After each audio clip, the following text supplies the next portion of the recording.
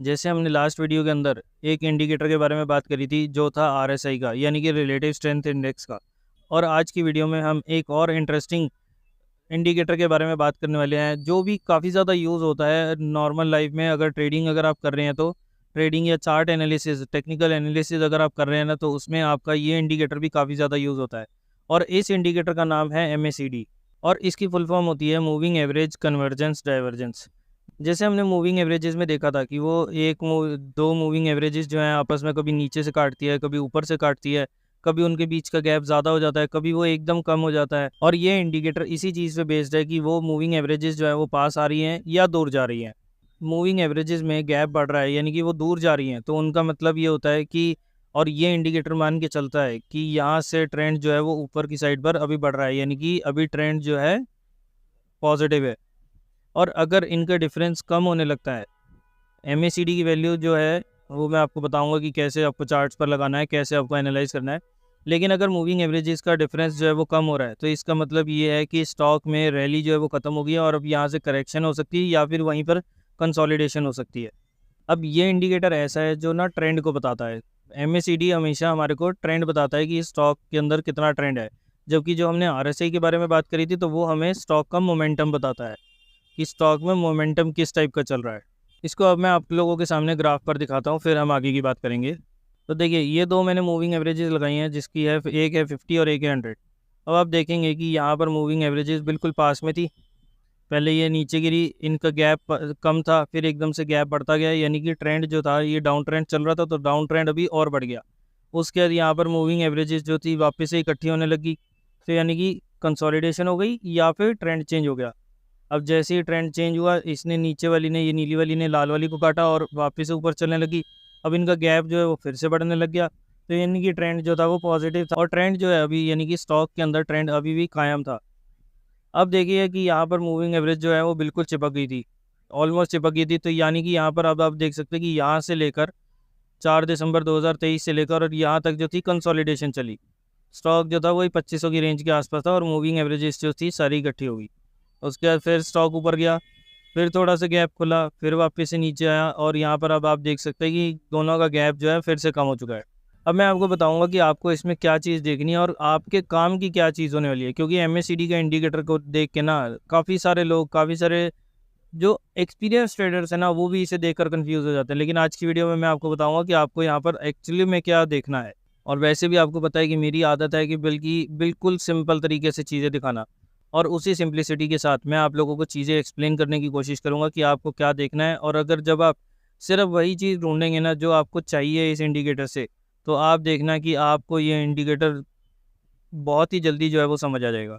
चलिए MACD के बारे में बात करें, बट उससे पहले अगर आप लोगों को हमारी वीडियोस पसंद आती हैं तो इस वीडियो को लाइक ज़रूर कर देना और सभी के साथ शेयर भी कर देना, ताकि ज़्यादा से ज़्यादा लोगों को टेक्निकल एनालिसिस की समझ हो और उसके बाद वो चार्ट रीड करके जो है अपने प्रॉफिट्स को अच्छे तरीके से अर्न कर सकें। बिल्कुल मतलब टिप्स बेसिस पर काम करना बिल्कुल छोड़ दें, अपनी एनालिसिस करें और उसके बाद वो सही तरीके से आप सभी लोग जो हैं सही तरीके से काम कर सकें। और अगर आप स्टॉक मार्केट में एंट्री कर रहे हैं तो आपके लिए ये कोर्स बिल्कुल बहुत ज़्यादा ज़रूरी है, वरदान होने वाला है ये कोर्स आप लोगों के लिए। सारी चीज़ें जो है, जितनी भी इंपॉर्टेंट चीज़ें जो आप लोगों को एज अ बिगनर या अगर आप यहाँ पर मार्केट के अंदर स्टार्ट कर रहे हैं और आपको जो चीज़ों की नॉलेज होनी चाहिए ना, वो आपको इस पूरी सीरीज़ के अंदर मिल जाएगी। और अगर आप स्टॉक मार्केट की शुरुआत कर ही रहे हैं तो आपको चाहिए होता है एक डीमेट अकाउंट, जिसके थ्रू आप सारा ट्रेडिंग, इन्वेस्टमेंट, ये सब चीज़ें जो भी है किसी भी टाइप का स्टॉक मार्केट में ऑर्डर प्लेस कर सकें। और डीमेट अकाउंट आप कहाँ से खुलवा सकते हैं, तो बेस्ट ब्रोकर्स के लिंक जो है आपको हमारे डिस्क्रिप्शन में मिल जाएंगे। वहाँ पर जाकर आप फटाफट चेकआउट करें और जल्दी से अपना 5 मिनट के अंदर अपनी KYC कंप्लीट कर लें। उसके बाद बस एक दिन का टाइम लगेगा और आपका अकाउंट जो है वो फ्री डीमेट अकाउंट ओपन हो जाएगा। अब इसमें आप लोगों को क्या फ़ायदा है मेरा लिंक यूज़ करके, तो जैसा मैं हर वीडियो के अंदर बोलता हूँ कि आप लोग हमारा टेलीग्राम चैनल भी ज्वाइन कर सकते हैं, जिसके लिए हमारे पास 2 तरीके हैं। एक तो आप सिंपली जाकर वहाँ पर 1 महीने या 3 महीने का पैकेज या जो भी मेंबरशिप है वो आप लेकर काम कर सकते हैं। दूसरा तरीका ये है कि अगर आप हमारे दिए हुए लिंक्स पर क्लिक करके अपना फ्री डीमेट अकाउंट ओपन करते हैं तो आप हमारे साथ जुड़ सकते हैं। मैं आप लोगों को लाइफ टाइम एक्सेस दूंगा उस टेलीग्राम चैनल का, जहाँ पर हम रेगुलर बेसिस पर स्टॉक्स जो है वो सिलेक्ट कर सकते हैं। अभी जब मैं ये वीडियो रिकॉर्ड कर रहा हूँ तो आप देख सकते हैं कि भारत रसायन मैं आप लोगों के सामने लगा भी देता हूँ। अब ये देखते हैं कि अपलोड कब होती है, लेकिन मैं आप लोगों के लिए फिर भी चीज़ बता देता हूँ कि भारत रसायन ये स्टॉक मैंने हाल फिलहाल में ही शेयर किया था, I think last to last week ही था। और उसमें मैंने आपको बताया था कि ये शेयर जो है ना काफ़ी अच्छे लेवल्स पर आके खड़ा हो गया और अब यहाँ से हमारे को ज़बरदस्त तेज़ी जो है वो देखने को मिल सकती है। और आज जब मैं ये वीडियो रिकॉर्ड कर रहा हूँ, मैं वीडियो रिकॉर्ड कर रहा हूँ 13 जून 2024 को। और अब आप देख सकते हैं कि आज में अभी लाइव मार्केट चल रही है, 12 बजे के आसपास का टाइम है। और आज के दिन में ही 17.5% की तेज़ी हमारे को इस स्टॉक के अंदर ऑलरेडी देखने को मिल चुकी है।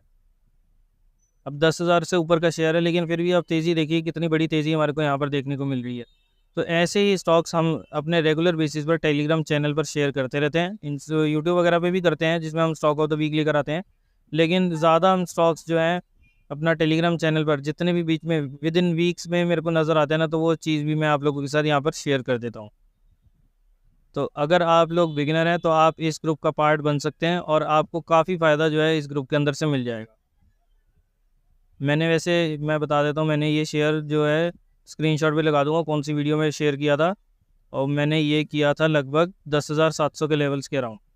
उसके बाद करेक्शन आई थी और हालांकि मैंने कहा भी था कि ये यहाँ से हमारे को 200-300 के लेवल्स तक नज़र आ सकता है। लेकिन वो तो 4 जून का जो रिजल्ट्स थे उसके बाद हमारे को ये लेवल जो था 9,300 का भी नज़र आया और जो काफ़ी अच्छी बाइंग अपॉर्चुनिटी थी। और अब आप देख सकते हैं मार्केट आप लोगों के सामने लाइव है, 17.86% की मूव, 18% की मूव जो है हमारे को इस शेयर के अंदर देखने को मिल गई है।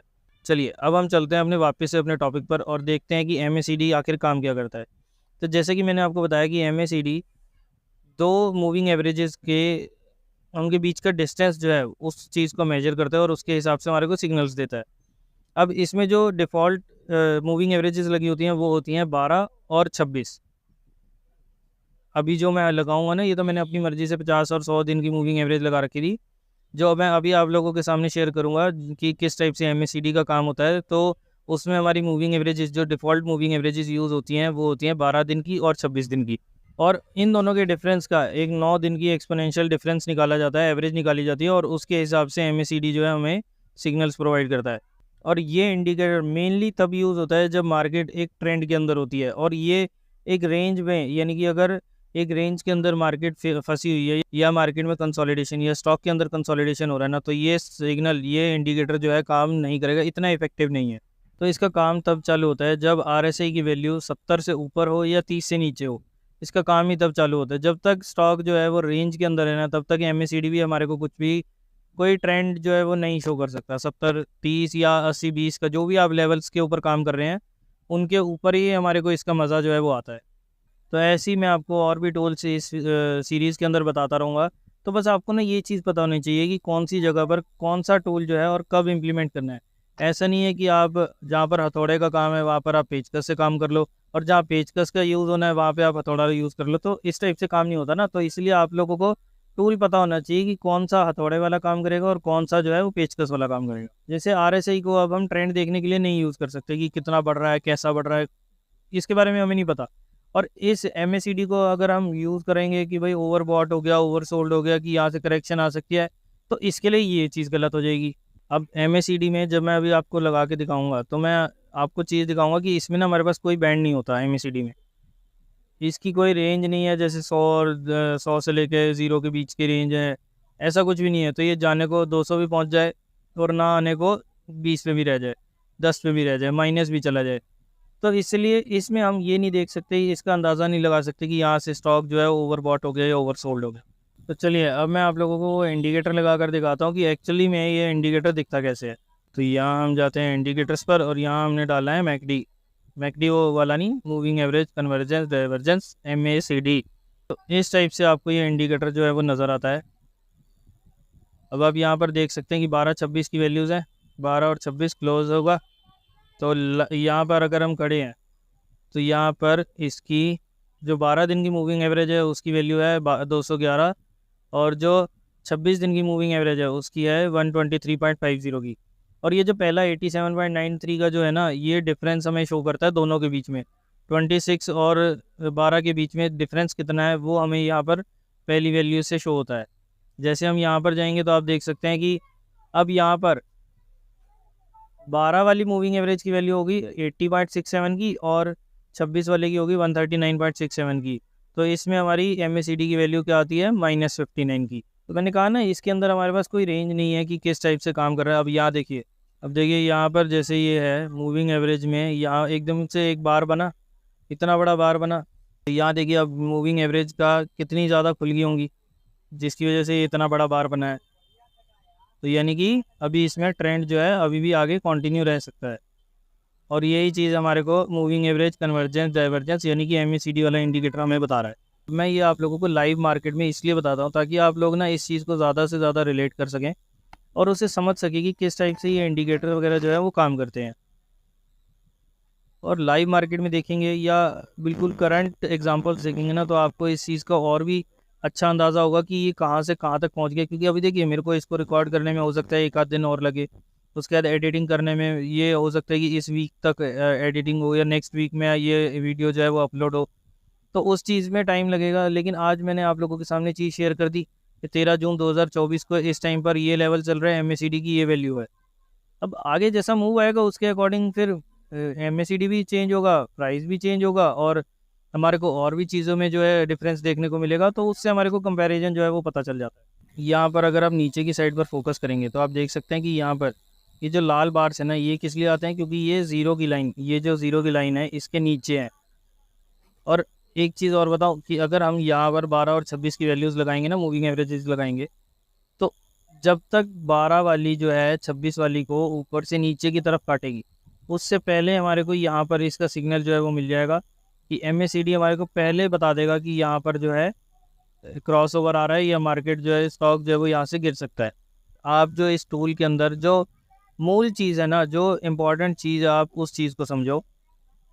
क्योंकि ये जो वैल्यू आ रही है ना यहाँ पर, ये देखिए, ये यहाँ पर जो वैल्यू आई, यहाँ पर जो अभी आपको नज़र आएगी पहले वाली वैल्यू, जैसे 74 की नज़र आ रही है, 216 और 142। तो 12 दिन वाली मूविंग एवरेज जो पिछले 9 दिन की डिफरेंस की मैं बता रहा हूँ, उसके एवरेज है तो 216, 26 दिन वाला है 142 और इन दोनों की डिफरेंस जो है वो आता है 74.20 का। अब यहाँ पर जैसे जैसे मार्केट स्टॉक जो है वो नीचे जाने लगेगा, आप देख सकते हैं कि MACD ने हमारे को कितनी जल्दी सिग्नल दे दिया कि यहाँ से अब जो है इनका दोनों का गैप जो है वो कम होता जा रहा है और स्टॉक यहाँ से नीचे की साइड पर गिर सकता है या करेक्शन दिखा सकता है। अब देखिए जैसे यहाँ पर ये स्टॉक जो है ये यहाँ से ऊपर चढ़ने लगा, तो आप देख सकते हैं कि यहाँ पर उसने फटाफट क्रॉसओवर दे दिया और उसने ये चीज़ बता दी कि मैं यहाँ से अब ऊपर की साइड पर जा सकती हूँ। देखिए गैप यहाँ पर कितना बढ़ता गया, गैप भी बढ़ता गया और साथ अब तो आप आज वाली कैंडल में तो आप देख ही सकते हैं कि कितना ज़्यादा गैप हो गया है। तो इस टाइप की चीज़ें हमारे को इस इंडिकेटर से पता लगती है कि कितना बड़ा ट्रेंड जो है वो आ रहा है या ट्रेंड की साइड पर कितनी आगे मूवमेंट अभी और हो सकती है। मैं ना कभी भी किसी को रिकमेंड नहीं करता कि ये क्रॉस ओवर के ऊपर काम करो। पता क्यों? क्योंकि यहाँ पे ना क्रॉस ओवर में कई बार ऐसे हो जाती है, जैसे ऊपर नीचे बिल्कुल चिपक सी जाती है।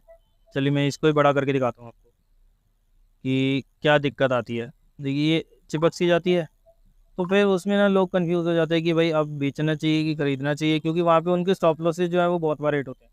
तो इसलिए मैं कभी भी इस चीज़ की सलाह नहीं देता कि आप MACD के क्रॉस ओवर्स के ऊपर जो है वो ट्रेड करें। जैसे यहाँ आया, यहाँ पे उसने एक दिन के लिए ऊपर गया, फिर नीचे आ गया, फिर गया ऊपर, फिर नीचे आ गया। तो यहाँ पर आप लोगों के पोजीशंस जो हैं बहुत ज़्यादा स्टॉप लॉसेस हिट होंगे अगर आप क्रॉस ओवर को देख कर काम कर रहे हैं तो इसलिए मैं इस चीज़ की सलाह नहीं देता, क्योंकि कंफ्यूजिंग वाली चीज़ क्यों करनी है जिसमें हमारे को कन्फ्यूजन रहे कि पता नहीं कब हो रहा है कब नहीं हो रहा। उस चीज़ से बेटर है कि भाई छोड़ दो, वो चीज़ पे काम ही मत करो।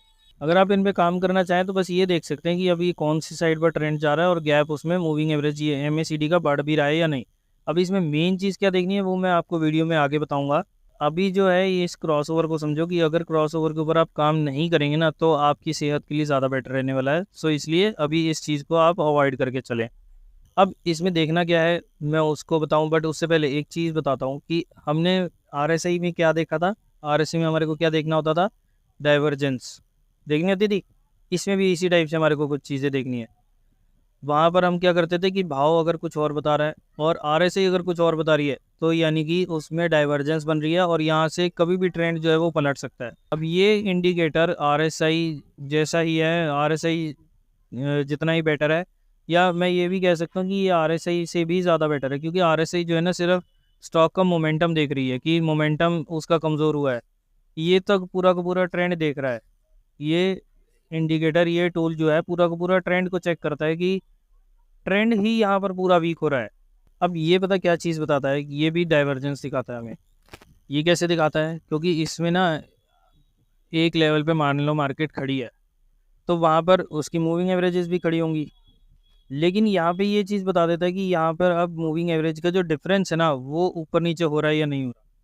तो यहाँ पर इसकी डाइवर्जेंस को हम कैसे चेक कर सकते हैं, देखिए इसमें से हम जो हिस्टोग्राम है उसको गायब कर सकते हैं। ठीक है जी, अब हमारे को देखना है इसकी डाइवर्जेंस को। देखिए स्टॉक का प्राइस नीचे गिरा, यहाँ पर स्टॉक का प्राइस था 8,000, लो भी बात कर ले तो 8,700, लो की बात करें तो 8,604 का, और यहाँ पर स्टॉक पहुँच गया 8,350 का। जबकि इसके कॉरेस्पॉन्डिंग अगर आप मूविंग एवरेजेस को देखेंगे तो यहाँ पर उसकी MACD की वैल्यू थी -130 -104 की। यहाँ पर कितनी वैल्यू होगी, -111 और 88 होगी। तो आप देख सकते हैं कि हमारे को इम्प्रूवमेंट देखने को मिली। पहले वाली जो नीली वाली लाइन है उसकी वैल्यू थी -130, और जो ऑरेंज वाली लाइन है उसकी थी -104। सिमिलरली इसका क्या हो गया, इसका हो गया 130 से घटकर 111 हो गया, और 104 से घटकर 82 हो गया। तो डाइवर्जेंस हमें नज़र आ गई कि यहाँ पर अगर एक लेवल या स्टॉक जो है वो नीचे गिर रहा है तो मूविंग एवरेजेस नीचे की साइड पर बढ़नी चाहिए, लेकिन बल्कि वो बढ़ नहीं रही है, उनका डिफरेंस जो है वो घट रहा है। तो यानी कि यहाँ से इस स्टॉक के अंदर गड़बड़ आ गई है, और यहाँ से ये स्टॉक किसी भी टाइम जो है वो ऊपर चल सकता है। इसका जो ट्रेंड है वो चेंज होने के चांसेस ज़्यादा बढ़ जाते हैं यहाँ पर, और रिजल्ट्स तो आप लोग देख ही सकते हैं कि कितना बड़ा चेंज जो है वो हो चुका है। इस तरह के डाइवर्जेंसेस हमारे को यहाँ पर देखने को मिलते हैं, और इस टाइप के डाइवर्जेंस को हम कहते हैं पॉजिटिव डाइवर्जेंस। इसी टाइप से अगर मैं आपको कोई एग्जांपल दिखाऊं नेगेटिव डाइवर्जेंस का, ये देखिए, ये रहा नेगेटिव डाइवर्जेंस का। ये देखिए आप देख सकते हैं कि प्राइस ऊपर जाता जा रहा है, लेकिन यहाँ पर क्या हो रहा है, यहाँ आप देख सकते हैं कि MACD की वैल्यूज जो है वो लगातार गिरती जा रही हैं। पहले थी 578 और 488, यहाँ पर यहाँ आते आते क्या हो गया 334 और 319। आगे आपको नज़र, यानी कि यहाँ से ये तेज़ी जो है ज़्यादा टाइम नहीं टिक सकती, और स्टॉक जो है आप देख सकते हैं कि वहाँ से गिरता गिरता कितनी बड़ी गिरावट जो थी हमारे को देखने को मिली। स्टॉक का प्राइस जो था 8,278 तक पहुँच गया था। कहाँ से, यहाँ से 12,000 के लेवल्स के आसपास से, 12-13,000 के लेवल से। और इस टाइप की डाइवर्जेंस को हम कहते हैं नेगेटिव डाइवर्जेंस। तो अगर यहाँ पर स्टॉक का प्राइस कुछ और कह रहा है और इंडिकेटर कुछ और कह रहा है, तो यहाँ पर हमारे को इंडिकेटर जो है वो एक एडवांस सिग्नल देता है, क्योंकि यहाँ पर ना इंडिकेटर से हमें क्या चीज़ पता लगती है कि ऐसा कुछ प्राइस के अंदर हो रहा है, कुछ ऐसी चीज़ हो रही है स्टॉक के अंदर जो प्राइस में हमें शो नहीं हो रही है, वो चीज़ हमें यहाँ इंडिकेटर के अंदर शो हो जाती है। अब आपको यहाँ पर भी जैसा हमने RSI में किया था वैसे ही यहाँ पर भी आपको ये चीज़ का वेट करना है कि पहले हमें चाहिए प्राइस के थ्रू कंफर्मेशन। अब इस केस में जब तक यहाँ ब्रेकडाउन नहीं आता इस लेवल का, तब तक हमारी कंफर्मेशन जो है वो कंप्लीट नहीं होगी, और तब तक हम अपनी किसी भी टाइप की पोजीशन जो है वो बना के नहीं रखेंगे। हाँ, जैसे डाइवर्जेंस देखिए अलर्ट ज़रूर हो गए, लेकिन अपनी पोजीशन को नहीं क्रिएट करना जब तक हमारे को प्रॉपर एक सिग्नल, प्रॉपर एक कंफर्मेशन जो है प्राइस की साइड से नहीं मिलती। अब जैसे इस वाले सिग्नल में बात करें तो यहाँ पर हमारा बाइंग पोजीशन बनती है इस लेवल के ऊपर। तो जब तक हमारे को इंडिकेटर जो है वो सिग्नल नहीं देता, या प्राइस जो है वो सिग्नल नहीं देता एग्जैक्ट सिग्नल, तब तक हमारे को यहाँ पर अपनी पोजीशंस को बचा कर रखना है। इसमें हमारे को अपनी पोजीशंस को अभी क्रिएट फिलहाल नहीं करना है, क्योंकि कंफर्मेशन काफ़ी ज़्यादा इंपॉर्टेंट है। चीज़ ना समझ आ गई, इंडिकेटर ने हमारे को बता दिया, टूल हमारे को पता चल गया, लेकिन जब तक कंफर्मेशन नहीं आएगी तब तक आपको किसी भी टाइप का कोई भी ट्रेड जो है वो एग्जीक्यूट नहीं कर। तो जैसा कि मैंने आपको बताया कि केवल डाइवर्जेंस पे आपको काम नहीं करना, आपको जब तक ब्रेकआउट या ब्रेकडाउन नहीं आता, जब तक आपको प्राइस कंफर्मेशन नहीं देता, तब तक आपको अपना ट्रेड जो है वो एग्जीक्यूट नहीं करना। अब जैसे ये देखो, ये फर्टिलाइजर एंड केमिकल एक स्टॉक है, यहाँ पर इसमें आपको मैं नेगेटिव डाइवर्जेंस दिखाता हूँ। देखो स्टॉक का प्राइस जो है वो लगातार ऊपर जाता जा रहा है, लेकिन यहाँ पर आप देखेंगे कि MACD की लाइन जो है कितनी तगड़ी तरीके से जो है वो नीचे गिर रही थी। अभी मैं आपको इसको RSI के साथ लगाकर भी दिखाऊंगा कि RSI और ये जो है दोनों किस टाइप से सिग्नल देते हैं। यानी कि स्टॉक जो है वो यहाँ से नीचे जाएगा, प्राइस ने कन्फर्मेशन दी इस लेवल के नीचे, और आप देख सकते हो स्टॉक कहाँ तक पहुँच गया, 572 रुपये पर। स्टॉक ने कन्फर्मेशन कब दी थी, 741 रुपीज़ के आसपास। और उसके बाद आप देख सकते हैं कि स्टॉक जो है वो एक रेंज के अंदर है, लेकिन MACD की वैल्यू को अगर आप MACD की लाइन को देखेंगे तो कितनी तेज़ी से ये ऊपर चढ़ती जा रही है। यानी कि प्राइस कहीं भी हो, इंडिकेटर जो है वो ये इंडिकेट कर रहा है कि स्टॉक जो है वो ऊपर जाने को तैयार हो रहा है। और जैसे ही ब्रेकआउट आया इस लेवल के ऊपर, और इसके बाद मैंने आप लोगों के सामने एक रील भी बनाई थी कि ये हमारे को 1050 का टारगेट जो है वो अगले 5 से 6 महीने के अंदर दे सकता है। हालांकि वो रिटर्न जो थे हमारे केवल 1 हफ्ते के अंदर ही हमारे को मिल गए थे, और रिजल्ट्स आप लोग देख ही सकते हैं। और अगर एक बार देखना चाहें तो आप हमारे इंस्टाग्राम पर जाकर उस रील को भी चेकआउट कर सकते हैं। मैंने किस वजह से और क्या क्या रीजनिंग देकर आप लोगों के सामने किस लेवल्स के ऊपर ये स्टॉक जो था वो शेयर किया था। और रिजल्ट्स हमारे को कहाँ तक मिले थे, 1187 रुपये तक हमारे को स्टॉक जो था वो जाता हुआ नजर आया था। लेकिन कंफर्मेशन कब आई थी, जब ये प्राइस ने हमारे को ब्रेकआउट दिया था। अब मैं आप लोगों को दिखाता हूँ कि RSI के साथ अगर आप इसे लगा कर देखेंगे तो आपको किस टाइप की चीज़ें जो है वो नज़र आती हैं। अब यहाँ पर हम इंडिकेटर लगाते हैं RSI। लीजिए मैंने RSI लगा दिया, ये RSI लग गया। अब आप ये देख सकते हो कि यहाँ पर भी प्राइस जो था, स्टॉक तो मैंने आप लोगों को बता ही दिया कि सेम ही रेंज के आसपास है, लेकिन RSI की वैल्यू भी देखना आप। इसको मैं थोड़ा बड़ा कर देता हूँ। ये देखिए RSI की वैल्यू देखना 23.94। उसके बाद स्टॉक उसी रेंज के आसपास 40 होगी। यहाँ पे आते आते फिर 38 के आसपास होगी, क्योंकि स्टॉक थोड़ा नीचे गिर गया। तो यहाँ देखिए बीच में हमारे को 38 के आसपास की देखने को मिली, यानी कि स्टॉक उसी रेंज पे खड़ा है, लेकिन RSI जो है हमारी नेट में ऊपर जाती जा रही है। जैसे ही प्राइस ने ब्रेकआउट दिया, इधर से RSI भी हमारे को डाइवर्जेंस दिखा रही थी, इधर से MACD भी दिखा रही थी। तो जैसे ही हमारे को प्राइस में ब्रेकआउट देखने को मिला, स्टॉक की रैली आप देख ही सकते। अब देखो एक चीज़ का मैं आप लोगों को एक और एग्जांपल दिखाता हूँ। यहाँ पर ना ये देखना, ये BSE का स्टॉक है, ये लाइव ट्रेड एक चल रहा है। लाइव क्या मतलब, ये एक लाइव अभी अभी डाइवर्जेंस बनी है। ये देखो प्राइस यहाँ पे, MACD को बड़ा करके दिखाता हूँ मैं आपको। प्राइस तो आप लोगों को ऊपर नजर आ ही रहा है, क्रॉसओवर भी हो गया है, ठीक है। अब उसके बाद यहाँ पर भी देखो, दिखा कुछ, देखिए ना डाइवर्जेंस की, प्राइस जो है वो ऊपर जाता जा रहा है, लेकिन स्टॉक की इंडिकेटर जो है, लेकिन इंडिकेटर जो है वो हमारे को क्या इंडिकेट कर रहा है कि ये भाई प्राइस के अंदर गड़बड़ चल रही है। यहाँ से स्टॉक जो है किसी भी टाइम नीचे गिरने के चांसेस है। अब चांसेस कंफर्म कब होंगे, जब तक हमारे को ब्रेकडाउन नहीं देखने को मिलेगा। यानी कि अब आप लोगों के सामने क्या सिचुएशन खड़ी होती है कि अगर प्राइस ये डाइवर्जेंस के बेस के नीचे, यानी कि इस लेवल के नीचे अगर क्लोज होता है, लगभग 2000 के लेवल्स के नीचे, तो यहाँ पर हमारे को काफ़ी बड़ी गिरावट जो है वो इस स्टॉक के अंदर देखने को मिल सकती है। अब आप देखो कि प्राइस तो जो चल रहा है वो चल रहा है।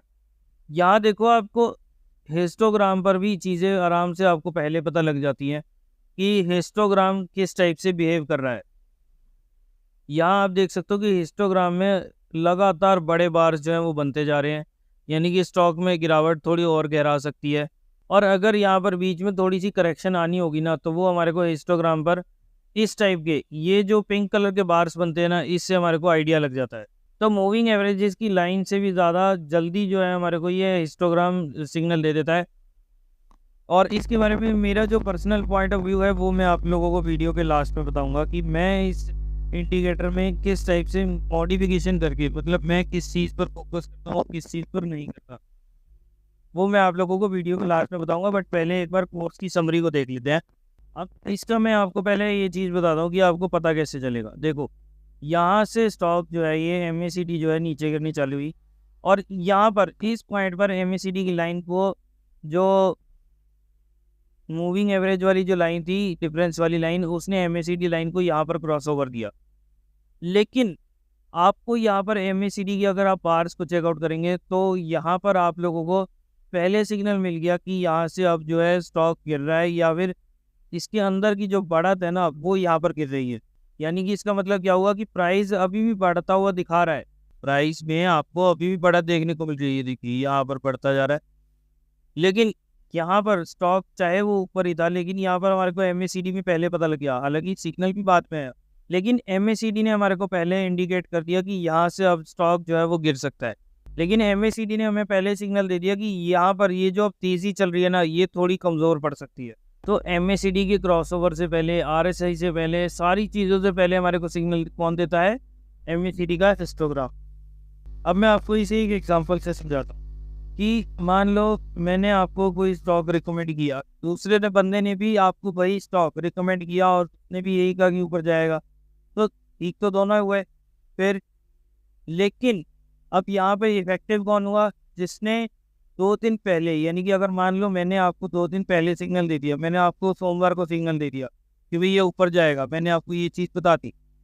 दूसरे बंदे ने आकर आपको बुधवार को बताया कि भाई मार्केट जो है ऊपर जा सकती है, ये स्टॉक जो है ऊपर जा सकता है। तो सही तो दोनों ही हुए, लेकिन अब 2 दिन पहले मैंने आपको इंडिकेट कर दिया, तो ज़्यादा बेटर कौन हुआ? ऑब्वियस ही बात है मैं। और इस मार्केट के अंदर ना सारा गेम ही टाइमिंग का है। अब एमएसीडी से रिलेटेड आपको एक इंटरेस्टिंग चीज़ ये बताता हूँ कि ये कोई ना ऐसा इंडिकेटर या ऐसा टूल नहीं है जिसके लिए आप, जिसको लगाकर आप जो है 2 महीने, 3 महीने, 6 महीने का ट्रेड या 2 साल के ट्रेड जो है आप ले सकते हैं ना।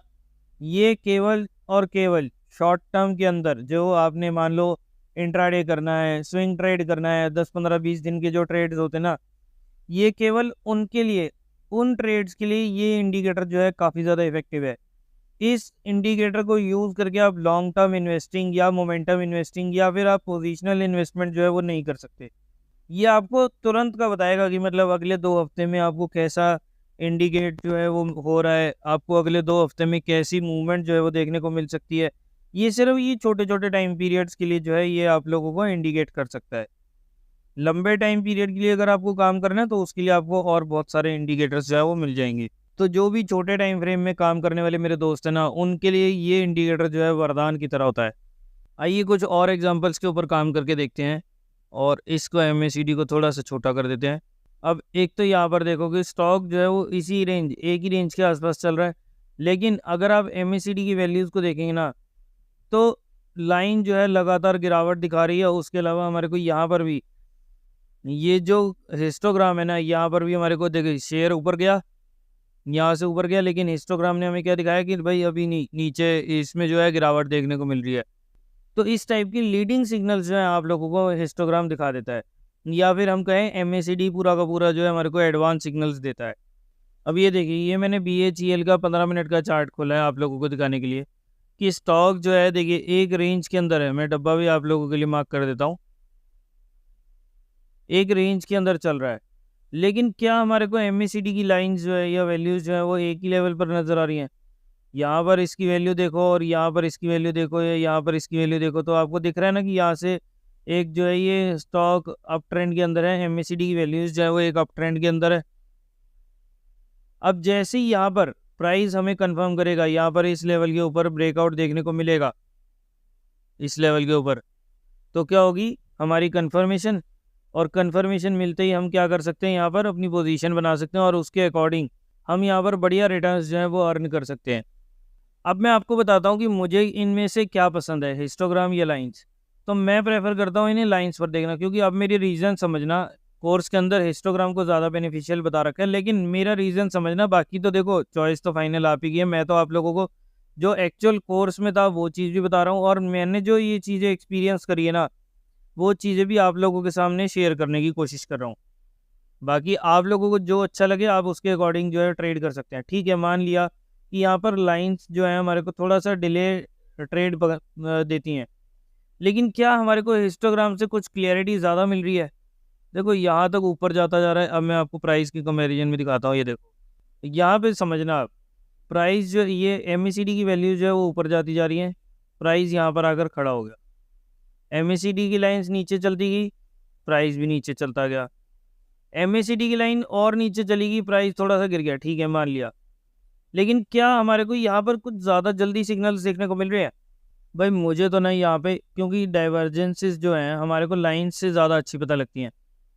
अब हिस्टोग्राम में मुझे, मैं अपना बताता हूँ कि मुझे एक्चुअल में यहाँ पर क्लियरिटी नहीं मिल रही। देखो यहाँ पर प्राइस जो है, ये ग्रीन जो बार्स हैं ये गिरते जा रहे हैं, प्राइस एक ही लेवल के आसपास खड़ा है। मैं आप लोगों के लिए मार्क भी कर देता हूँ, ये देखो गिर रहे हैं। तो यानी कि यहाँ पर क्या हुआ, कुछ समझ आया? क्योंकि यहाँ तो वैसी मार्केट वो खड़ी हुई है। अब अगर हम इसकी बात करें तो यहाँ देखो, यहाँ पर हिस्टोग्राम बढ़े हुए थे, यहाँ गिर गया, फिर बढ़ गया, फिर गिर गया, फिर गिर गया, फिर बढ़ गया। तो यहाँ पर एक्चुअली मुझे कोई क्लियरिटी जो है वो नहीं मिल रही।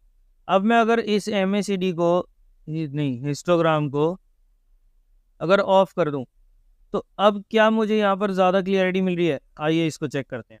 देखो यहाँ पर मिला एक सिग्नल, यहाँ बिरला सॉफ्ट में स्टॉक का प्राइस देखो ऊपर गया, यहाँ पर ये नीचे आ गया। ठीक है, ये सिग्नल तो आपको मिल गया। अब मैं आपको लाइंस की जगह मैं हिस्टोग्राम भी साथ में ऐड करके दिखाता हूँ। लाइन से ज़्यादा बेटर सिग्नल क्या आपको हिस्टोग्राम दे रहा है, ये मेरा पर्सनल पॉइंट ऑफ व्यू है, तो इस चीज़ का ध्यान रखना। मैं बार बार ये जो डिस्क्लेमर है वो मैं आप लोगों के सामने शेयर कर रहा हूँ कि क्या मुझे यहाँ पर लाइन से ज़्यादा बेटर मुझे सिग्नल मिल रहे हैं। इसका आंसर जो है ना, अब आप लोग नीचे कमेंट्स में बताना कि आपको इनमें से कौन सी चीज़ें, हिस्टोग्राम या फिर लाइंस, MACD लाइंस, इनमें से कौन सी चीज़ें जो है वो आपको ज़्यादा बेटर सिग्नल्स दे रही हैं। इसमें हिस्टोग्राम में आपको अच्छे रिजल्ट्स भी मिल सकते हैं अगर आप लोग इसे समझना सीख गए ना कि किस टाइप से आपको इसे देखना है, तो आपको अच्छे सिग्नल्स भी देखने को मिल सकते हैं। लेकिन मुझे ये फिर भी थोड़ा ज़्यादा कंफ्यूजिंग लगता है। अगर आप MACD के साथ RSI लगा कर करेंगे ना, तो उसमें आपको थोड़ी बेटर क्लियरिटी मिलती है, बेटर सिग्नल्स मिलते हैं। अब इसमें मैं आपको एक लेटेस्ट इसी बिरला सॉफ्ट के अंदर ही सिग्नल दिखाता हूँ कि यहाँ पर देखो कितना इसने MACD की वैल्यू कितनी आई थी, 1.16 की। प्राइस देखो कितनी तगड़ी तरीके से नीचे गिरता गया है, लेकिन MACD की वैल्यूज़ में ज़्यादा डिफरेंस जो है हमारे को देखने को नहीं मिला। यानी कि यहाँ से हमारे को ऊपर का ट्रेंड जो है वो देखने को मिल सकता है। लेकिन अब यही तो बात है कि ये हमारे को ट्रेंड दिखेगा तो दिखेगा कब, यहीं पर लाइंस के अगर अकॉर्डिंग हम काम करेंगे तो यहाँ पर उसने हमारे को यहाँ सिग्नल दिया कि हाँ भाई अब यहाँ से ऊपर का ट्रेंड जो है वो चालू हो गया है। बाकी तो देखिए अपनी एनालिसिस है, अपना आप जब रिसर्च करेंगे, थोड़ी सी पढ़ाई करेंगे, अपने बैक टेस्टिंग करेंगे इन सभी इंडिकेटर्स को, तो आपको हो सकता है कुछ नया पॉइंट नज़र आ जाए जो शायद मुझे भी नज़र ना आ रहा हो। और अगर कुछ नज़र आता है जो मैंने वीडियो के अंदर डिस्कस नहीं किया, तो उसके लिए आप जो है नीचे कमेंट्स करके अपने पॉइंट ऑफ व्यू, अपने जो भी आप लोगों को नया कोई चीज़ समझ आ रही है ना, उसको आप यहाँ पर शेयर कर सकते हैं। तो अब आपने क्या करना है, इस इंडिकेटर को चाहे हिस्टोग्राम करे चाहे इनके वो नॉर्मल लाइंस के ऊपर करें, लेकिन इनका मेन यूज़ करें आप डाइवर्जेंसेस के लिए। हिस्टोग्राम के अलावा अगर आप इस पे MACD की क्रॉसओवर पर भी काम करते हैं ना, तो वो भी थोड़ा ज़्यादा कंफ्यूजिंग हो जाता है। बट अगर आप इसमें ध्यान से करेंगे ना, तो सबसे अच्छे सिग्नल्स आपको कब मिलते हैं, जब यहाँ पर हमारे को डाइवर्जेंसेस देखने को मिलती है। तो अगर आप मेरी बात मानेंगे तो डाइवर्जेंसेस पर काम करें, बाकी नहीं मेरी बात मत माने, अपनी एनालिसिस करें और एनालिसिस करने के बाद जो आपका रिजल्ट कहता है, जो आपकी जो एनालिसिस है, जो आपकी निकल कर आ रही है ना रिजल्ट्स, उसमें से जो आपने एनालाइज किया है ना, उसके बाद जो रिजल्ट्स निकल कर आ रहे हैं आप उसके ऊपर काम करें, उसके ऊपर विश्वास करें और उसके अकॉर्डिंग ही यहाँ पर ट्रेड्स करें। लेकिन आपको काम कब करना है, जब आपको डाइवर्जेंस नज़र आएंगी, और डाइवर्जेंस के बाद सबसे इम्पॉर्टेंट चीज़ के ब्रेकडाउन नज़र आएगा। अगर ब्रेकडाउन नज़र नहीं आएगा तब तक आपको यहाँ पर काम नहीं करना है। क्योंकि क्या होता है ना कि कई बार डाइवर्जेंस देखने को मिल जाती है, लेकिन उसके बाद भी 300-300 400-400 पॉइंट्स की मूवमेंट हमारे को देखने को मिल जाती है, इससे पहले कि ब्रेकडाउन है। तो उस चीज़ को आपको मिस बिल्कुल नहीं करना है, और उस चीज़ के ऊपर आपको गलत इंटरप्रेट करके ट्रेड भी नहीं करना है। तो सारी चीज़ें मैंने आप लोगों के सामने अब शेयर कर दी हैं कि MACD के क्या क्या फ़ायदे होते हैं, क्या क्या ड्रॉबैक्स होते हैं। ड्रॉबैक्स में फिर भी एक बार आप लोगों को बता देता हूँ कि एक तो यहाँ पर सबसे बड़ा ड्रॉबैक तो ये है कि ये जो है मूविंग एवरेजेस पे काम करती है, और मूविंग एवरेजेस अपने आप में एक लैगिंग इंडिकेटर होता है। हालांकि ये डिफरेंस के ऊपर काम करता है, जिसकी वजह से ये हमारे को लीड कर देता है, लेकिन बेसिस तो जो है इसका वो मूविंग एवरेजेस ही है ना, और मूविंग एवरेजेस अपने आप के अंदर एक लैगिंग इंडिकेटर होता है। दूसरा ड्रॉबैक ये था कि ये ओवरबॉट ओवरसोल्ड लेवल जो है वो नहीं दिखाता, साथ ही साथ इसका जो एक्सटेंशन है वो काफ़ी कम टाइम के लिए रहता है। मतलब ये नहीं है कि आप इसको देखकर 1 साल 2 साल 4 साल के ट्रेड जो है वो यहाँ पर फाइंड आउट कर सकते हैं। और तीसरा ड्रॉबैक इसका ये होता है कि ये एक्सपोनेंशियली मूवमेंट वाले शेयर्स के अंदर ना, मतलब काम जो है वो अच्छे से नहीं कर पाता, कि एक बार शेयर जो है वो काफ़ी ऊंचा एकदम चला जाता है ना, तो उसके अंदर ये MACD हमारे को बढ़िया रिजल्ट्स जो है वो नहीं दे सकता। तो ये कुछ ड्रॉबैक्स हैं MACD के। बाकी आप लोग अब इसके ऊपर स्टडी करें, अगर आप लोग MACD के इंडिकेटर के ऊपर काम करना चाहते हैं तो इसके ऊपर स्टडी करें, अपना एनालाइज करें, और साथ ही साथ बैक टेस्ट ज़रूर करें। किसी भी स्ट्रैटेजी, किसी भी इंडिकेटर पर काम करने से पहले उसकी बैक टेस्टिंग ज़रूरी है, और बैक टेस्ट करें, उसके बाद आप लोग इसे जो है चेकआउट कर सकते हैं। काम करना चाहें तो कर भी सकते हैं, नहीं करना चाहें तो छोड़ भी सकते हैं। बहुत सारे इंडिकेटर्स हैं यहाँ पर। डीमैट अकाउंट अगर अभी तक आप लोगों ने ओपन नहीं किया तो जल्दी से नीचे डिस्क्रिप्शन में जाएं, वहाँ पर आपको फ्री अकाउंट ओपनिंग लिंक्स मिलेंगे, वहाँ पर जाकर आप अपना डीमैट अकाउंट जो है आज ही ओपन कर सकते हैं। उससे आपको बेनिफिट्स क्या क्या मिलेंगे वो भी मैं आप लोगों के सामने शेयर कर देता हूँ दोबारा से एक बार, कि आपको एक हमारा जो टेलीग्राम चैनल है, प्रीमियम टेलीग्राम चैनल, उसके अंदर हम रेगुलर बेसिस पर स्टॉक्स जो है वो शेयर करते रहते हैं। उस टेलीग्राम चैनल की आपको लाइफ टाइम मेंबरशिप जो है वो मिल जाएगी। उसके अलावा जो भी आईपीओ वगैरह होते हैं उसकी अपडेट्स वगैरह भी हैं आपको रेगुलर बेसिस पर उसी टेलीग्राम चैनल के अंदर भी मिल जाएंगी। सो ये था पूरा एमएसीडी के ऊपर सेशन। आई होप आपको आज की वीडियो पसंद आई होगी। अगर आपको आज की वीडियो पसंद आई तो इसे लाइक करना, शेयर करना बिल्कुल ना भूलें। अगर आप लोगों ने अभी तक इस चैनल को सब्सक्राइब नहीं करा तो जल्दी से नीचे दिए बटन पर क्लिक करें और चैनल को सब्सक्राइब ज़रूर करें। अब एक तो आप लोगों को अपने जो मैंने क्वेश्चंस पूछे हैं वीडियो के अंदर उसके आंसर जो है आपको कमेंट सेक्शन में देने हैं, और अगर कोई आप लोगों के माइंड में एमएसीडी से रिलेटेड कोई और इम्पोर्टेंट पॉइंट जो है वो अगर रेज होता है तो वो भी आप हमारे साथ शेयर कर सकते हैं। तो चलिए दोस्तों, आज की वीडियो में इतना ही, मिलते हैं नेक्स्ट वीडियो में, तब तक के लिए बाय बाय।